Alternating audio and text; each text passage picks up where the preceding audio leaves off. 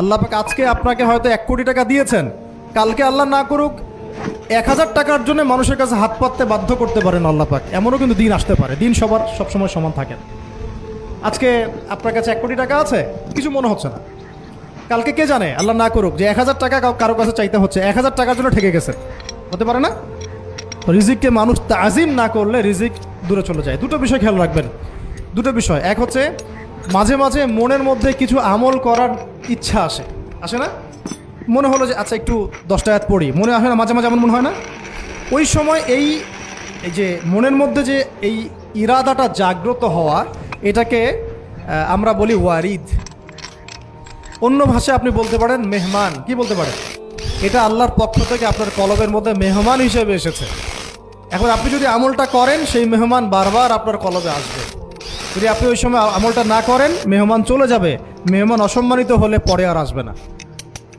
একইভাবে রিজিক আল্লাহ পাক দিয়েছেন, এর তাজিম যদি করতে পারেন রিজিক বেশি আসবে। রিজিকের তাজিম সম্মান করতে না পারলে রিজিক আসবে না, বেশি কমে যাবে। উসমান রাদিয়াল্লাহু আনহু সবচেয়ে ধনী ছিলেন না? কেন জানেন? কেন? এটা কি জানেন কেন ধনী ছিলেন? একে তো তিনি প্রচুর দান সদকা করতেন, এটা তো আপনারা জানেনই। আরেকটা জিনিস অনেকে জানে না, তিনি উটের পিঠে বসেছিলেন, কিছু একটা খাচ্ছিলেন, এই 2-1টা দানা পড়ে গেছে নিচে। উটের পিঠ থেকে নেমেছেন, নেমে সেই দানা উঠিয়েছেন, পরিষ্কার করেছেন, ধুয়েছেন, আবার খেয়েছেন।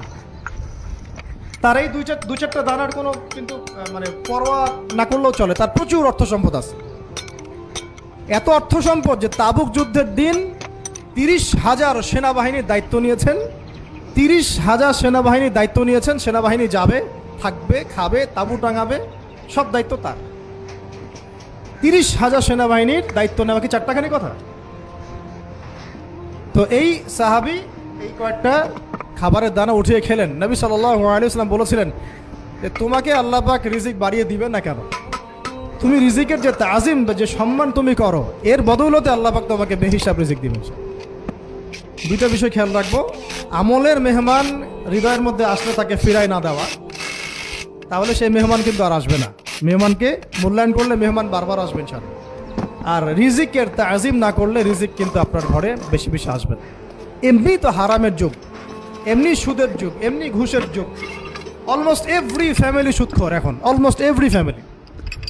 মেয়েরা স্পেশালি যারা শাশুড়ি টাইপের, আপনারা মাইন্ড করেন না, তাদের সাইকোলজি যে এতই নিচে নেমে গেছে যে আমার মেয়ে জাহান্নামে যায় যাক।